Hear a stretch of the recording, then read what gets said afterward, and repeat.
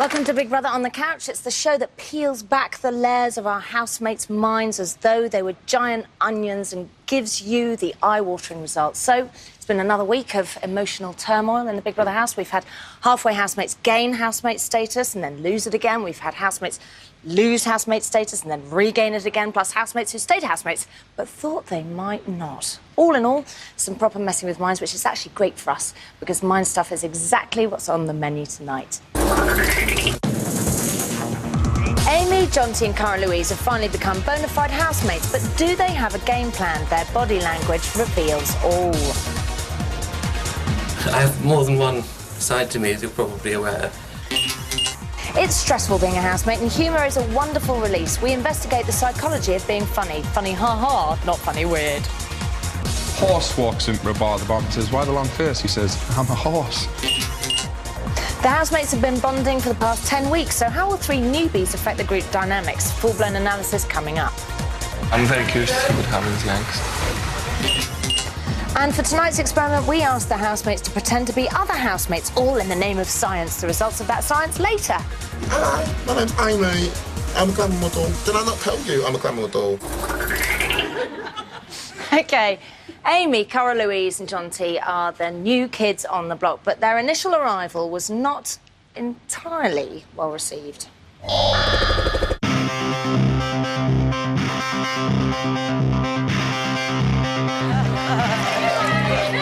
I'm a glamour model. Right? Yeah. Oh, excellent. I don't know what to believe about her. For her to come in at a later stage and sort of hook onto him, I said to him, just be careful. That Amy lass knows she's cool, so she might be playing there. Yeah. I'm cool, I just need to be cool. Amy's, I think, has got another side to her. This is Kiki. Tiki. Hello. He's an eccentric, actually. He's the great British eccentric. Yeah, he's very eccentric. You know what I think? He's fake. He's a fake. Yep. I mean, it's a little bit weird, but, you know, that's cool. How's it going? Oh, good. She lost me vote a little bit when she did this lash. I have to be myself and hope for the best. That's all I can do. I get good vibes about Cara. She's just, you know, she's all right. She's just nice. One word, and you know what it is. Sketchy. I love that. She has coined so many phrases, hasn't she? Sketchy. OK, so here to give us his expert analysis on whether the new housemates have got a game plan and what it might be is psychologist Professor Jeffrey Beattie. Hi, Jeffrey. How are you doing? Good. So, I mean, undoubtedly, the new housemates, they've got an advantage, haven't they? Because, I mean, they must have been watching. You would know so much about them. You would know about their personalities, Yeah. about how they interact, what they say in front of each other, what they say behind each other's backs. You would know that Liam's interested in motorbikes. You would know Yeah, which that, Amy used. Which Amy used. You would know that Ziggy loves his dog Molly more than he loved Chanel. You would know that Liam is gagging for a cuddle. Is that a right expression? A cuddle. Yeah, gagging for a cuddle. Yeah. You would know all of that. You would also know which housemates are most popular on the outside. So if you wanted to be strategic and link up with important people in the house, you would know exactly who to go for.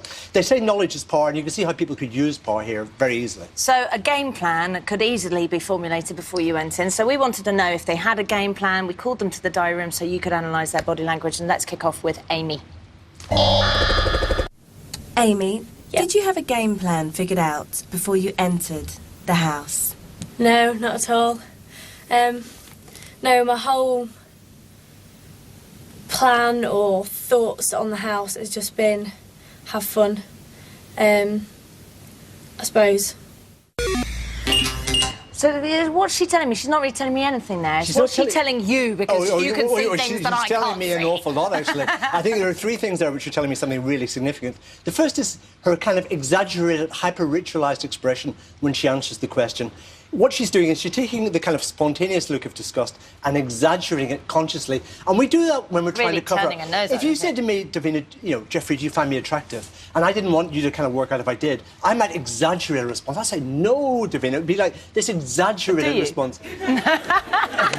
You'll have to work it out. OK, so there's that, first of all. It's kind of exaggerated. So I'm thinking, why is she doing that? Then the second thing is that once that exaggerated expression fades, you see something quite different. The micro-expression is one of kind of shock and kind of horror that, why are they quizzing me about this? What are they trying to find out? What might I reveal here? And she's trying to think about what can I say that people might like about me. Exactly. So she's not giving a natural response. She's not giving a natural response. And the third thing is, when she says she's just in the house to have fun, she does this kind of tongue poke, which is this kind of... the tongue poke. The tongue poke. Listen, it's every week now. It's the unconscious rejection of what she's saying. So I think there are three things here which make me think she's playing some kind of strategic game. Yeah, definitely. OK, then Big Brother asked her another question. Let's have a look. Have you been your true self so far? I think so. I've asked myself that a couple of times because I hate to think that I wasn't being. And I think I'm always quite open about stuff. I tend to sort of say what I think and feel. And I think I've been myself. It's, you know, when we know what we're looking for, Yes, it's quite yeah. uncomfortable, isn't it? It Because is a she's bit not uncomfortable, no, yeah. straight down the line at all there, is she? Because it's a pretty straightforward question and it's a pretty straightforward answer and it's not cognitively difficult. But during that answer, she makes 11 fill pauses in 65 seconds, an incredibly high rate. And fill pauses are a measure of the anxiety underpinning speech. So what this is saying is she's having real difficulty in articulating her answer. There's anxiety just below there. So again, there's all this strategic thinking going on just beneath the surface. Let's have a look at that.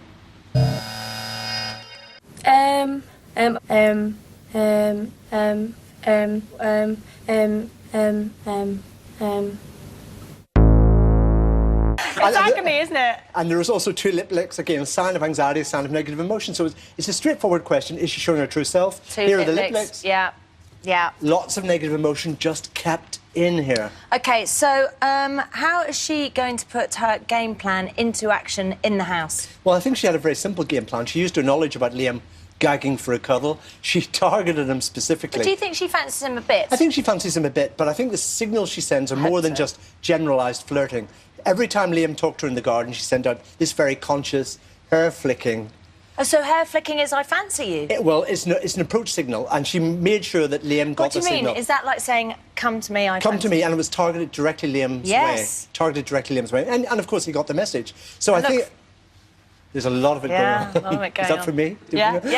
Jeffrey, I'm feeling the heat. I'm feeling the heat. Stop. So are they going to become an item? Because you are now my relationships expert, and you've proved to me that I know nothing when it comes to relationships in that house. So what's going to happen? They're not going to become an item because I think that Liam already kind of rejected her on the way in. It wasn't to kind of spur her blushes or anything. Liam is a bit of a strategic thinker himself. He doesn't... We know in the past he rejected Nikki. I think he may keep his distance from... and is that because he doesn't think she's going to be popular in the house? I mean, the other housemates haven't bonded. They haven't bonded her with her, and I don't think Liam wants to be too attached to anyone he thinks might be a kind of weakness on his part. Yeah. Well, let's have a look at John T. Here's what he said when Big Brother asked him. John T, did you have a game plan figured out before you entered the house? Not really, no. I thought I'd be here for a week, have a real laugh, drive everybody completely mad, get booted out and go out laughing, and it's turned into something a bit different from that in a way. Well, there's an element of that, but it's, I don't know, I think part of me's ended up taking a little bit more seriously than perhaps I thought I was going to. Now, I don't know much about the body language side of that, but verbally, I felt like he was telling me the truth. Was he? He was, and the body language completely backs it up. The first thing he does when he hears what the question is, he goes into this... You've seen that before. We know that. The lawyer pose. Harry's talked about that. The lawyer pose. Now, it's associated with dominance and confidence, but it's also a sign, of course, of relaxation. And the reason we associate it with dominance is high dominant people can show relaxation in our presence. Subordinates have to be kind of more on guard in their presence. So I think that's the first thing we're looking at for here. And the second thing is, when he's saying, I don't know, he makes this wonderful metaphoric gesture when he's doing it. And what the metaphoric gesture is doing, it's reflecting in his mind that he really genuinely doesn't know. Now, in some senses, the content isn't so important, but what's really important here is that he is under no unconscious obligation to inhibit that movement in any way. So it just shows that he's being open, relaxed and expressive. In other words, nothing to hide. So when he's got the gestures, along with the verbal, what he's saying, we know that he's telling the truth because... We know that he's telling the truth because, generally speaking, when people lie, they try to inhibit it. Right. OK, next up, we've got Cara Louise. Let's have a look. Did you have a game plan figured out before you entered the house? Well, if I did, I really wish someone would tell me what it was, because I seem to have forgotten. No, I definitely had absolutely no game plan. The whole idea that I did, I find absolutely hilarious. So just quickly, she's referring to Amy there, isn't she? Insinuating that Cara Louise had a game plan. Exactly. It's wonderful seeing the stages of her non-verbal behaviour until she gets the laugh in place. The laugh is the biggest mask that human beings kind of use in everyday life, laughing and smiling. Look there. Yeah, What's but you that? see, but the mask isn't really covering the whole thing up. This is just at the start of the whole thing. And they're like, right, and then the kind of micro-expression is one of absolute sadness. So it's not guilt, it's sadness. So I think she's sad that, in some sense, she's being accused of having a game plan. And I think her game plan was pretty vague to begin with. If you could call it a game plan, which was get on with the girly girls, it was as vague as that. But actually, I think, as a girl, good idea to get on with the girls. I think it is, actually. Stay in with the sisters, because we're the ones that can be really nasty if you get on the wrong side. And men are just too risky. And too risky in the Big Brother house. Yep. And the girls don't like it. And the girls Thank don't you like so it. much, Jeffrey! There's still to come how your sense of humour is actually a genuine, bona fide, it's official window into your mind. See you in a bit.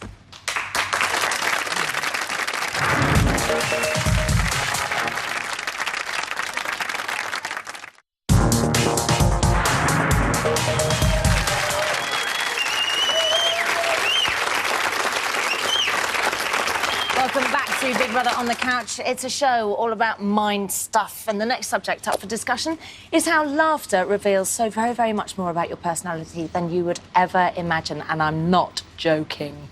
2 more feels for 40 minutes.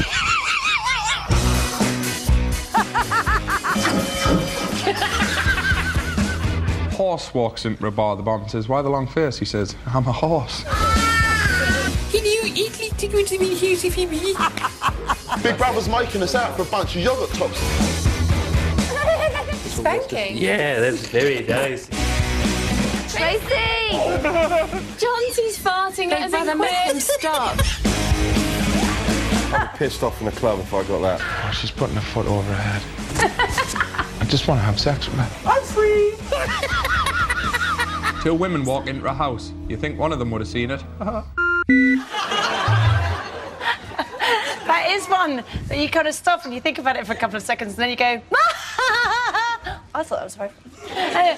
Here to tell us about the psychology of humour, you know, how we use it, what it says about us, is psychologist Dr. Tomasz Jamoda-Prmusic. Hi, Thomas, how are you? I'm good, Davina. So, it would help if I had my cards around the right way around. All right. What is the psychological significance of humour? Traditionally, humor has been associated with health, and that's both physical and psychological health. And that's even before psychology was invented, in a sense. The ancient Greeks, and even in the Bible, there's references to a happy heart being the best form of medicine. So when psychologists revisited this area of research in the past 20 years, they also started to look at its impact in health, and they found that humor is associated with a better immune system. It affects T cells that can help people combat stress and a number of things. So, I mean, it's not totally counterintuitive, but there is research evidence for this.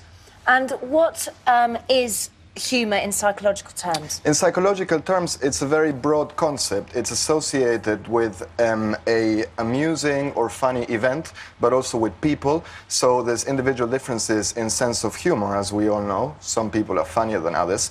But very interestingly, people use humor in different ways. And there's different humor styles, which in the past 10 years have been associated not always with positive outcomes, but also sometimes with negative outcomes. So sometimes humour can be used badly? It can be badly, and it can have negative effects on you. So it depends on the different styles that we're looking at. Well, let's talk about the styles then. What kind of styles are there? The 4 humor styles are affiliative, self-enhancing, aggressive, and self-defeating. And this is after a Canadian psychologist called Rod Martin, who is a worldwide expert in humor. OK, so let's talk about affiliative humour. What is it? Affiliative humor is a stereotypical form of humor. So when we think of someone who is funny or something that is funny, you know, it's all about engaging, is to use humor to create or enhance interpersonal links. So to increase people's positive effect, and it's characteristic of people who are just happy. So they're stable, extroverted, and quite agreeable individuals. Let's have a look at some examples from the house. Yeah, the tunage, yeah, the music. Tracy! Just questioning. Yeah, get your swords off. Take your shorts off. Christ, you've got an animal there. Get your swords off. This is what he does for me every night when I'm getting mine. I want to play. I am.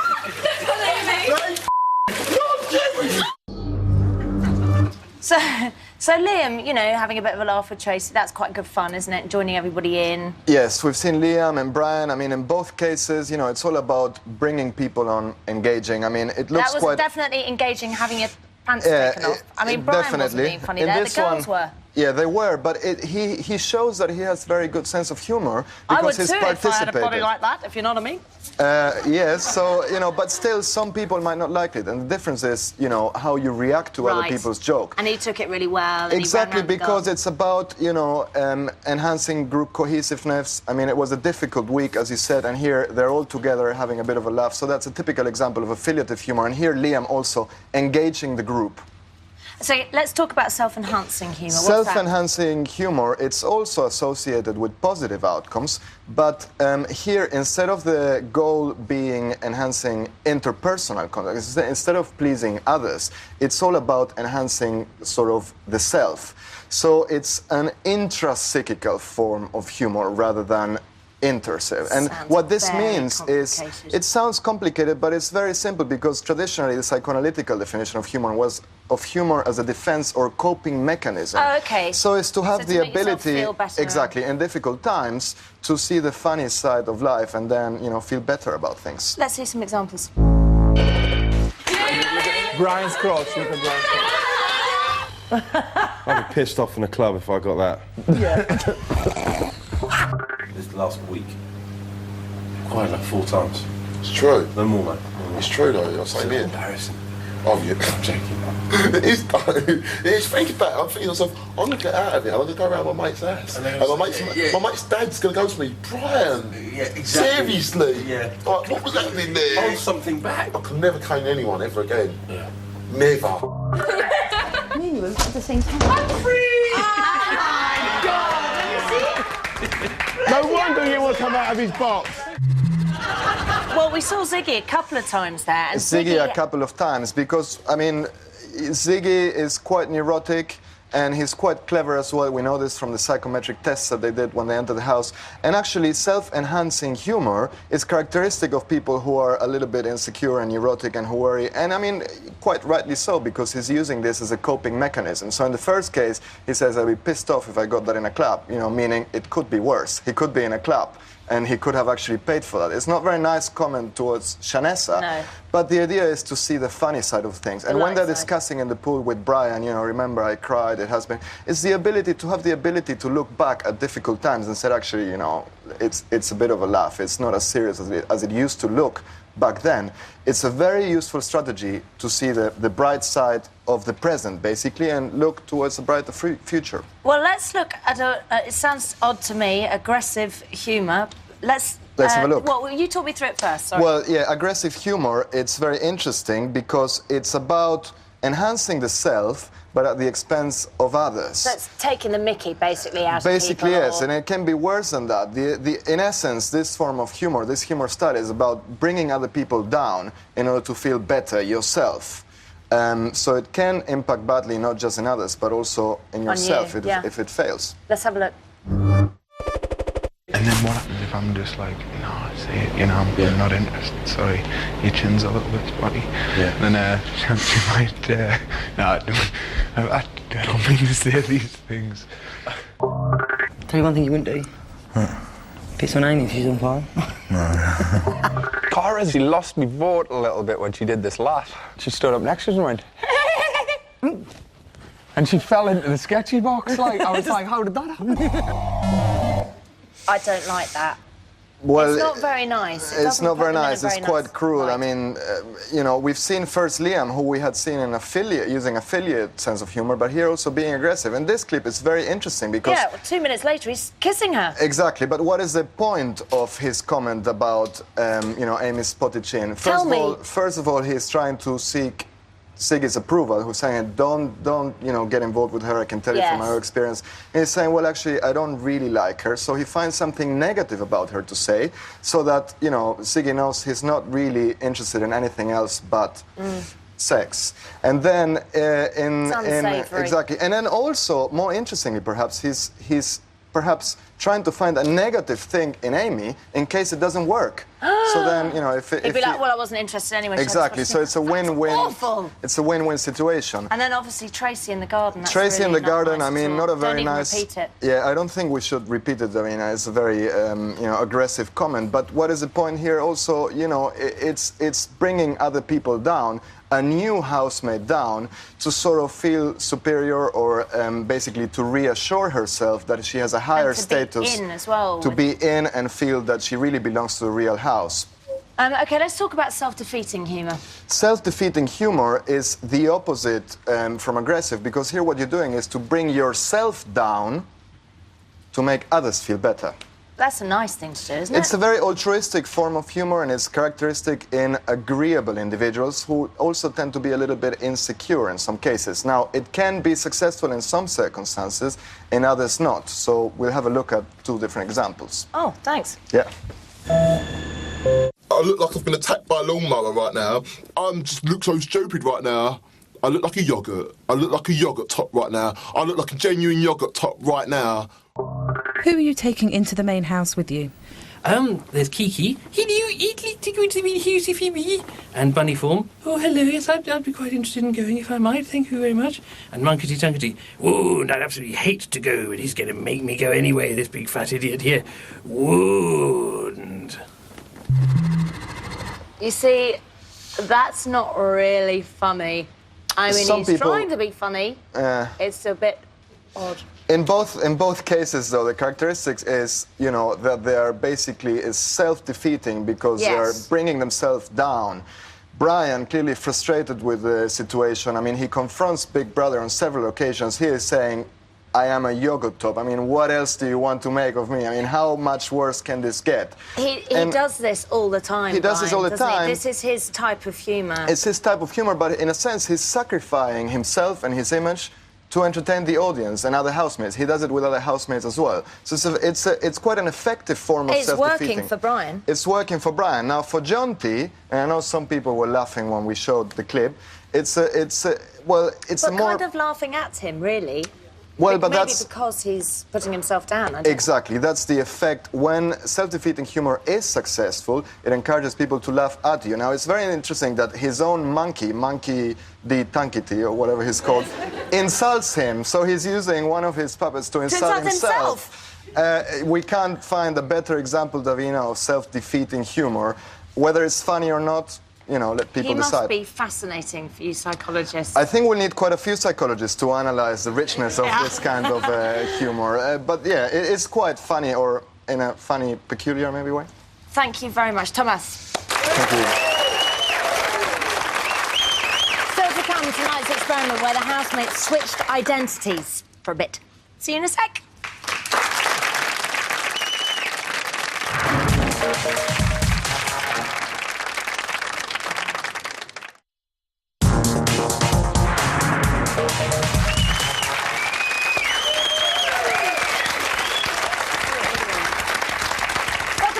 On the couch, it's experiment time with our resident experiment expert, chartered clinical psychologist, Dr. Cecilia De Felice.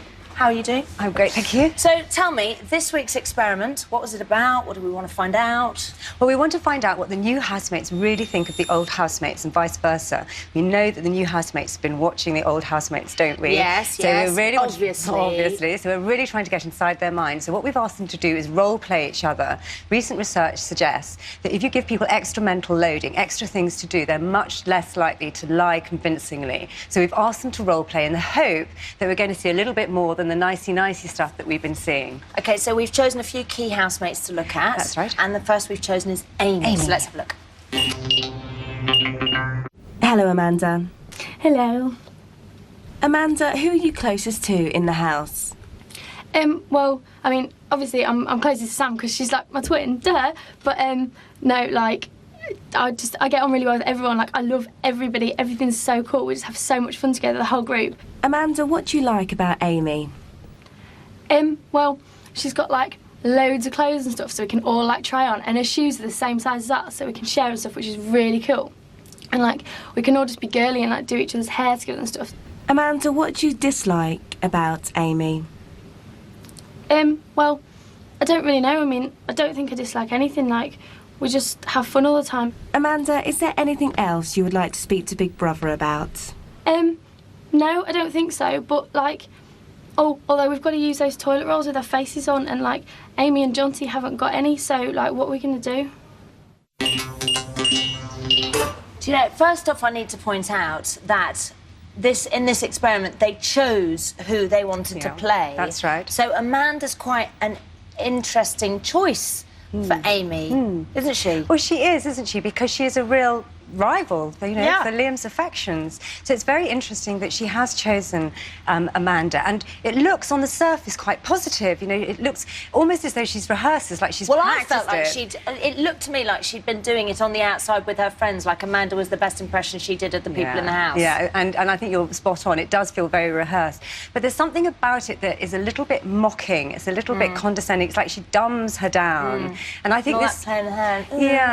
it's not that kind. And I think that she's, you know, what's going on here is something that the other women in the house have felt about her, is that she rather looks down on the other girls. She's not a girly girl. She's not a girly girl. She wants the boys for herself. And there's a lot of rivalry in all of this. Now, there's a very interesting projective identification when she says that the twins would really like to wear all of her clothes and all of her shoes. Well, that's when you sort of want to have something of the other person. So you project into them and then take that thing into yourself.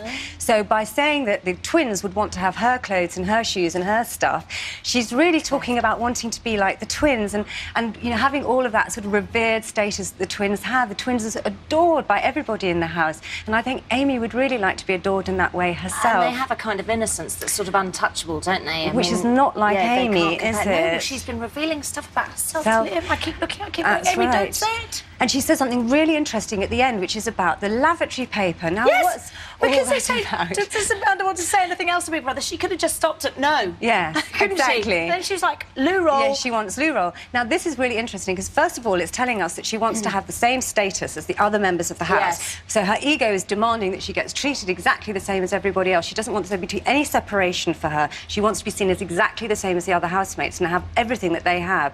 But also, it's like loo paper. It's like she's flashing Amanda down the loo because the association is right after she's been Amanda. So kind of again feels like it's not nice, a bit diminishing. Okay, Amy also chose to impersonate Liam. Yeah. Hello, Liam. All right. Liam, do you have any regrets about the way you've behaved in the house? No, not at all. Like, just come in here and be myself and had a laugh and stuff, so no. Liam, what do you like about Amy? She's just canny lass, like, a bit bonny, and we just chat well and stuff, so good crack on that, you know. Liam, what do you dislike about Amy? Oh, she can be really hard work sometimes, you know. Just like, don't know, she just looks at us funny and stuff, so just a bit weird, thinks about things too much maybe, but no, canny most of the time. Actually, I have to say, that made me feel a little bit sorry for her because I suddenly thought she's so feeling distant from him. It's very much about her conflict and her vulnerability, I think, here. You know, she's tapping away at the chair. This tells us there's a lot of tension, there's a lot of anxiety, a lot of irritation, possibly with herself about the way things are going. What we've got here is a girl who has thrown herself at Liam. She really wanted him. She made that really explicit right from the start. And when she got him in the halfway house, she must have been ecstatic.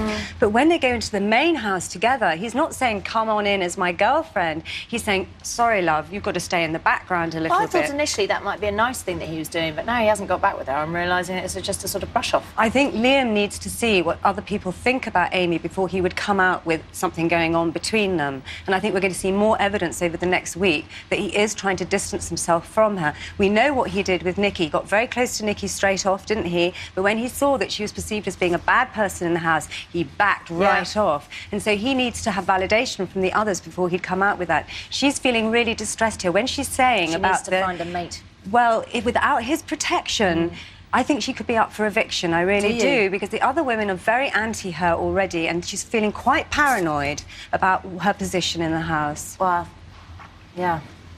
She needs to make friends with the girls. I keep saying that. Yeah, make friends with the girls. OK, finally, let's look at Brian. Yes, let's look at Brian. Hello, Amy. Your big brother? Yeah, hello. My name's Amy. I'm a glamour model. Did I not tell you I'm a glamour model? Amy, who are you closest to in the house? To be honest with you, like, I don't really care about everyone else in the house. I just really, like, care about me and looking in the mirror. And, like, but I suppose if I was closest to anyone, it would be the boys, because they're easiest to wrap around my finger, really. Amy, what do you dislike about Brian? Keeps talking to my tits. Like, I know the great, big, humongous, voluptuous tits, but why do you have to keep talking to them? I have a face. It's here. Brian, he's brilliant. But, you know, for me, that's so insightful, because already he's tagged on to the fact that she's a man's woman and that she's wrapping them all around her fingers, and he knows that he's admitting that, isn't he? Yes.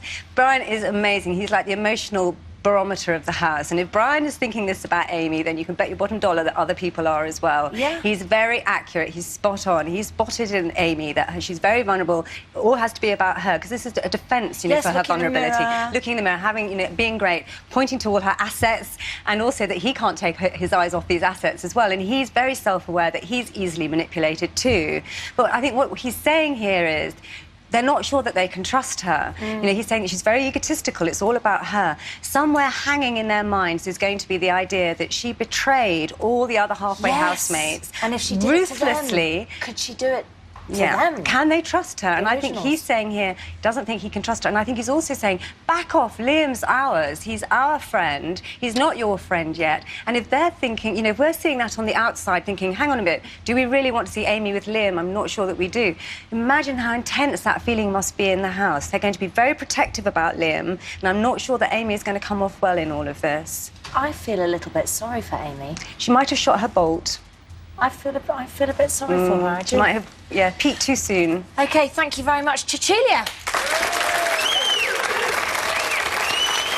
Next up, how the 3 new housemates will change the Big Brother house forever. This series. See you in a bit.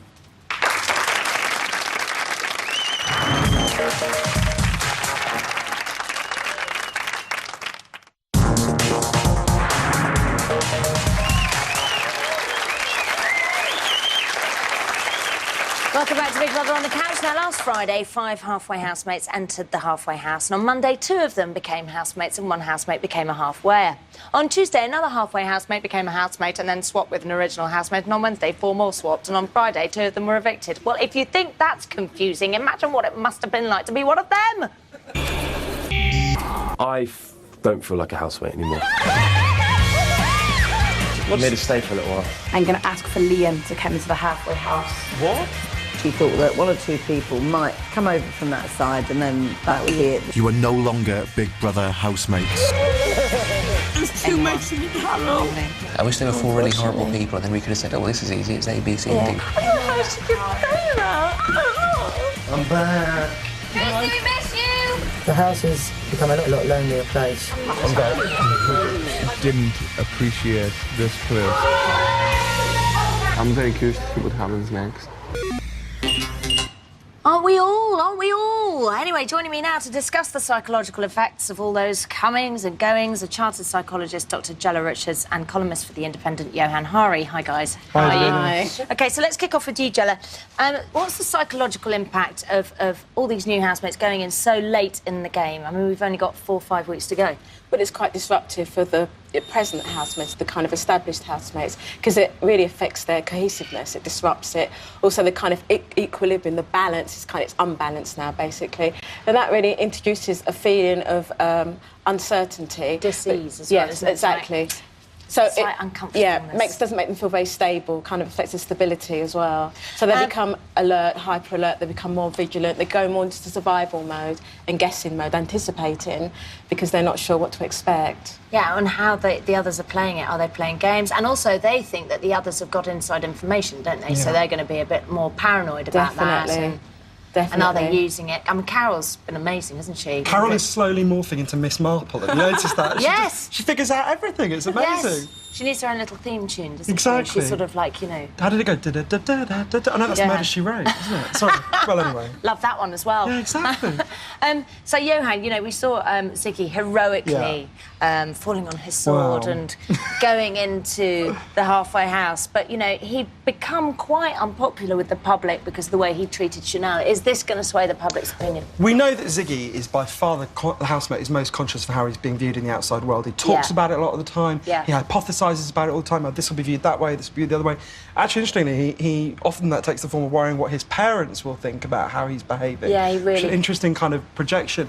So, no, I think this is quite bogus, actually. Basically, he realised he was going to be unpopular with the public because he treated Chanel really quite badly. But he's very good at turning events to his advantage. He always has the same thing where, after he does something horrible, he goes into the diary room wearing his hoodie top with his open, looking very upset, looking very disturbed. He says, you know, big brother, I'm really trying. He's manipulating us. Exactly, he is. And I think what's really interesting, one of the reasons why Ziggy is so divisive with the public is because half of us just look at that and go, you know, give me a break. And this is so transparent. Oh, look, there's a nice bit of truth underneath that top. But half the public, yeah, it's true. But half the public, at the very least, think, oh, that's quite convincing. Fair enough. He's agonised. He's thinking about it. You know. But do you think he's really totally fake? Because I do think there's a good person in Ziggy. Oh, I think he was so foul to Chanel. He was horrible. He was foul. He was foul. He knew that Chanel good about it. He knew that Chanel had had a really difficult life. He still treated her really badly. You know, he had sex with her on television, and it's different. No, but did they? Well, he may have had sex with her on television. Anyway, moving swiftly on. Jella, I'm going to change subject completely. I just want to talk about Liam, because, you know, when he went into the house, you know, he had that chat with Ziggy, and then he went and snogged Amy on the floor. We all know he's completely kind of gagging for it. And then sort of distanced himself. Now, was that a good move? That's not really changing the subject, though, is it? Because we're still on the love thing. Yes, I'm calling it love.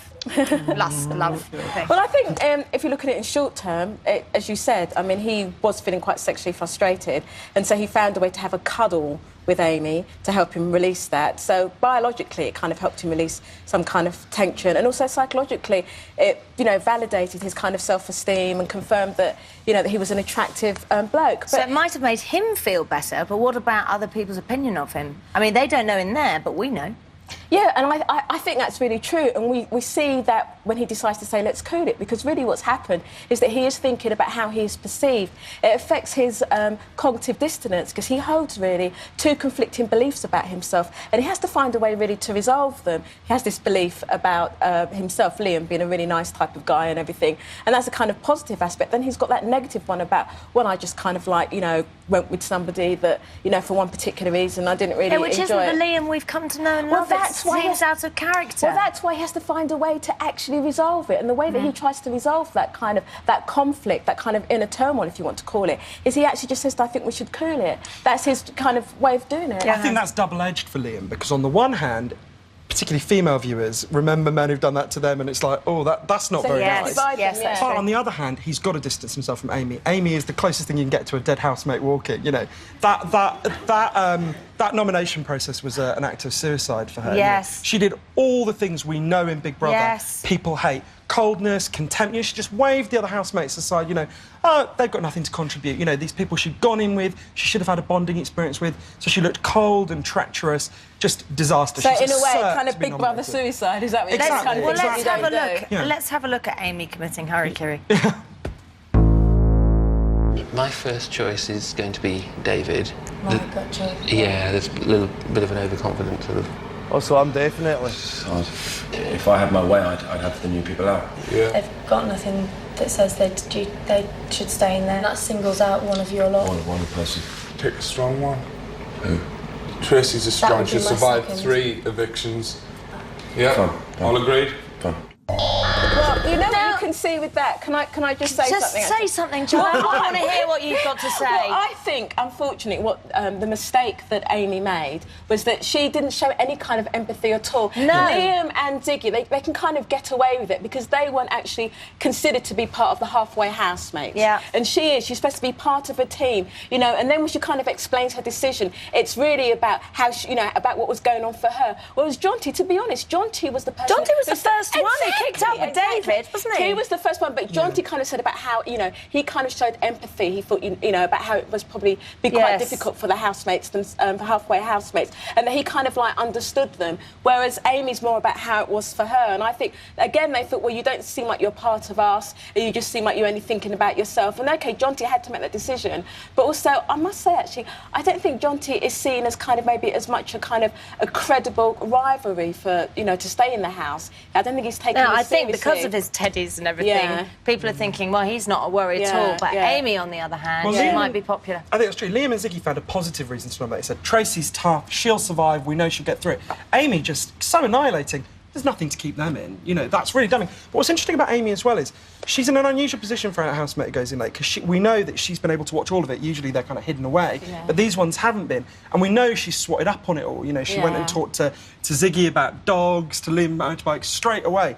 What's interesting though, she's swatted up on the details, but she's totally missed the bigger picture. You know, she may have, you know, she's missed what do you not do in Big Brother? Don't look cold. If you're in a situation like that, you should do what Aisling did in the last series, weep and howl and say, I don't want to do this, Big Brother, this is awful. You know, basically have a nervous breakdown and look really guilty. Her apologies just made it even worse, because whereas Jonty apologised by saying, it must have been really hard for you, actually, and empathised with them, as Jola was saying, she just went up and said, you know, you don't know how tough it was for me. Well, that's not going to work. No, that's not going to wash. Again, it's not shown that she can actually see another person's point of view, that she's just thinking exactly of herself. She's totally alienated herself, and she realises it later, doesn't she? And as Cecilia said, she doesn't think she's going to be long for that house. She's going to be nominated She's right about this one week. thing, at least, then. What does that mean? She's not going to be long for the house. Oh, no, I don't mean Cecilia's right. Yeah, I was thinking... Cecilia in my book, she's right about everything. Cecilia is invariably right on all things. No, I mean, Amy is right about one thing. Now, Johan, Amy, Jonty and Carl Louise, they're fully fledged housemates. Now, we know from past series that coming in at a late stage, very, very hard to get accepted.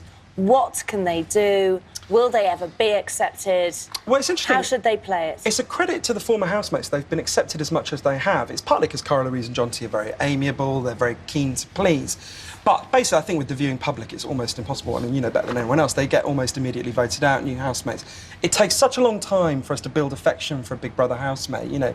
I think even Did you notice the cheer on Friday night that Tracy got? Even though I know that with the public, they quite like her, but she's never had a cheer like that before, but it's because she's a fully fledged housemate. And they feel familiarity with her. And when we feel familiarity with people, we feel that we know them, we feel that we can relate to them. And even though Tracy may be seen maybe as having some kind of unusual and unique and idiosyncratic kind of characteristics, we've become to understand them, or we think we understand them. So you think you can kind of explain, and she's more predictable. We also want people who are predictable. You can say something about them, and you can't really with these two at the moment. They have come in really, really late in the day, I think. And also, I think if Tracy had gone in this late at the same time as the halfway housemate, she wouldn't be getting cheers like that. It's because, as you say, it's the accumulation of familiarity, and we start to like the person. So, who do you think will be up for nomination? I know there's going to be a resounding Amy think, unless everyone else is struck by lightning, Amy's being nominated. And I think also probably Carol as well. I think, you know, because Carol, we've seen different types of She's so indispensable in that house. She's been clever. They feel... You know, she's mother. I think she's also provided a kind of divisive kind of characteristic as well, because she's got her boys, you know, but Yes. she also, some people are a bit upset, I think, that the way she kind of came in there and kind of not engineered, but was involved in knowing about the process of Liam and Chanel going and things like that.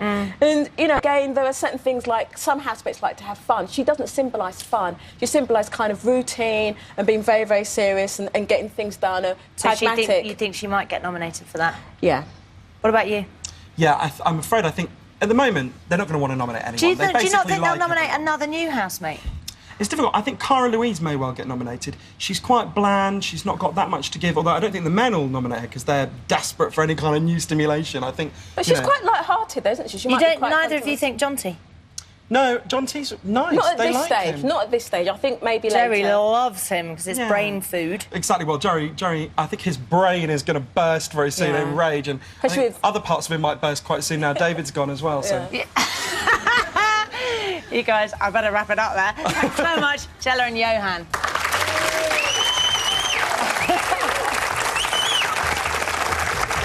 That's it for tonight. Join me same time next week for more brain analysis. But next, it's Big Brother. Good night. And that's followed by Johnny Depp in our scary Sunday movie From Hell at 10 o'clock.